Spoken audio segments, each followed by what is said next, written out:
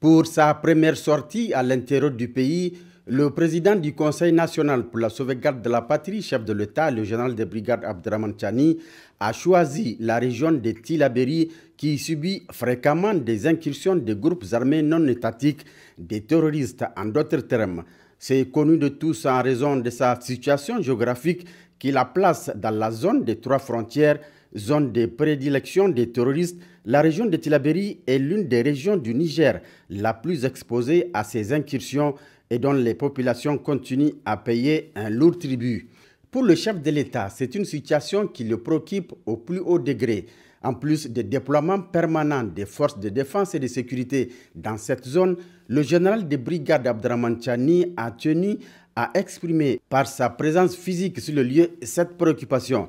Les forces de défense et de sécurité basées à Samira ont eu l'agréable surprise de le voir parmi eux ce dimanche 23 février 2025, venus personnellement s'enquérir de leurs conditions de vie et de travail et surtout leur rehausser le moral et les soutenir dans leur mission régalienne de sécurisation de cette zone difficile d'accès et les appeler à plus de résilience et de sacrifice dans cette noble mission. Militaire de rang du 96e bataillon interarmes, zone de défense numéro 9 et gendarme de Bankilare, nous avons choisi notre première sortie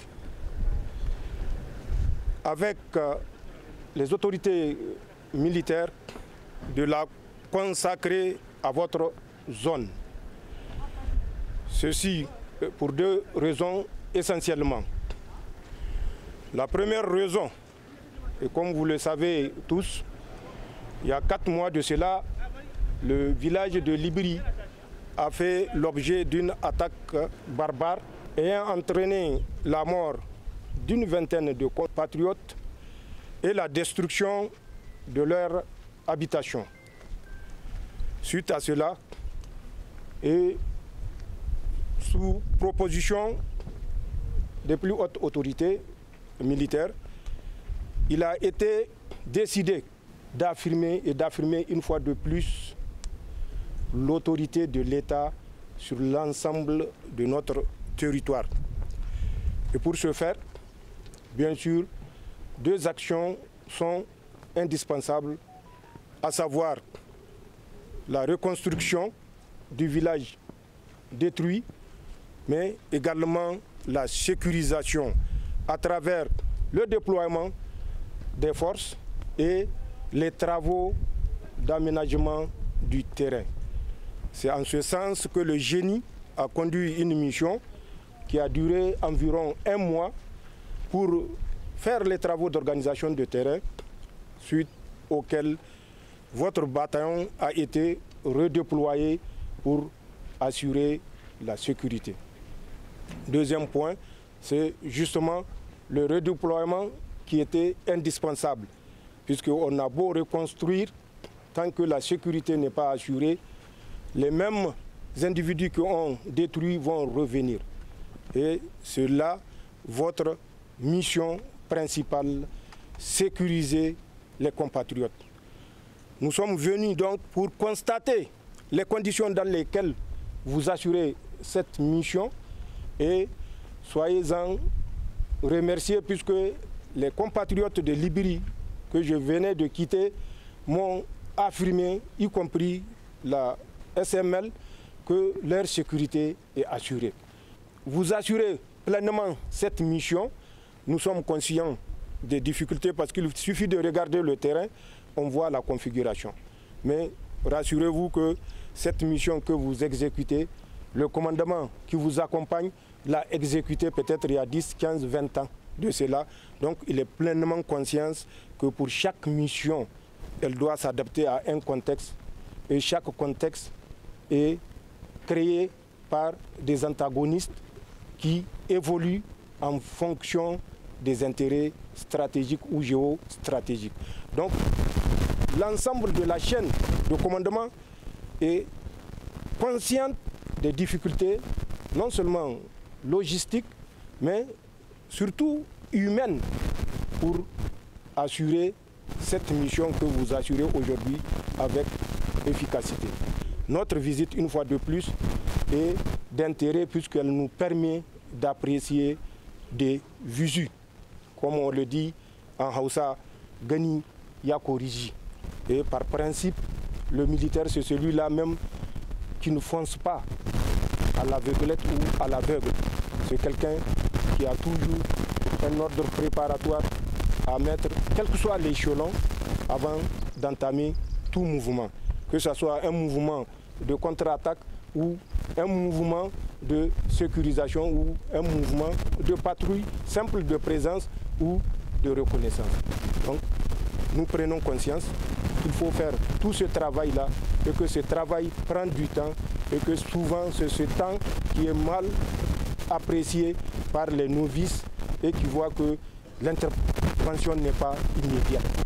Rien d'immédiat ne peut se faire en toute sécurité dans ce genre de terrain. Celui qui consacre la sécurité à la précipitation va à la catastrophe.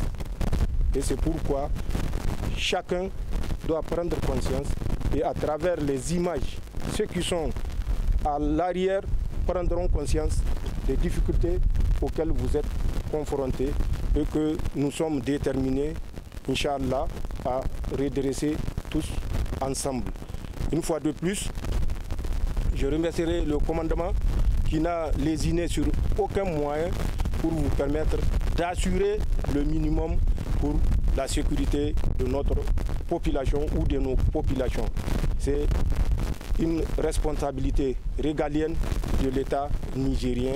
Nous n'attendons pas et nous n'attendrons pas que quelqu'un vienne assumer cette responsabilité parce qu'elle est la nôtre, nous tous, en tant que Nigériens, sans distinction aucune.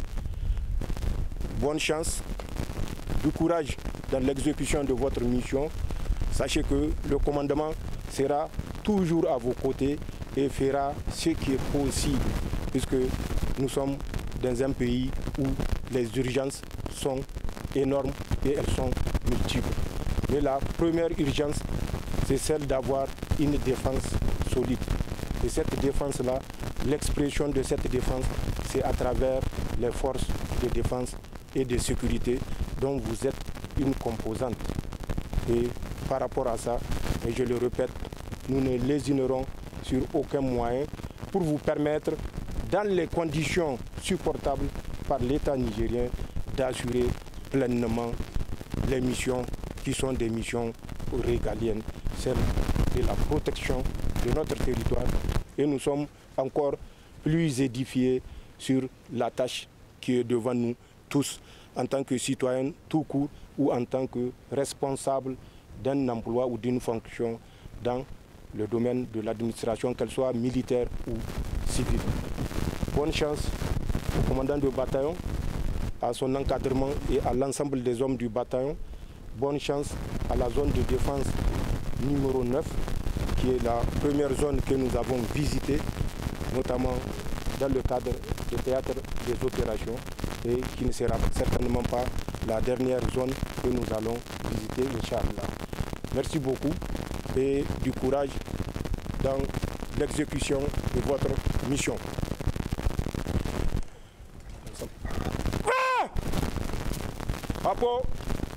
Les populations de Libri réinstallées dans le village après l'attaque criminelle de 11 décembre 2024 ont reçu par la suite la visite du chef de l'État, soutien moral et assistance en vivres et en kits non alimentaires à ces victimes innocentes. Tel était le geste accompli par le chef de l'État au profit de ces populations. L'accueil était chaleureux.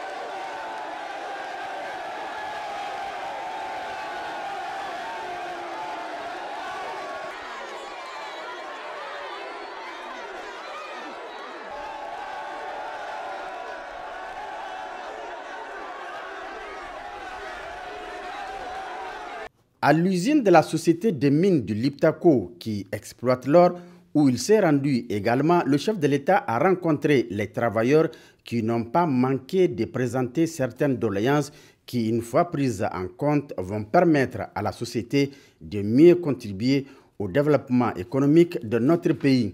Cette première sortie terrain du président du Conseil national pour la sauvegarde de la patrie, chef de l'État, le général de brigade Abdraman Chani, s'est achevé par le rapport au niveau de la position des éléments de la zone de défense numéro 9, où sera installé bientôt le poste de commandement du 96e BIA.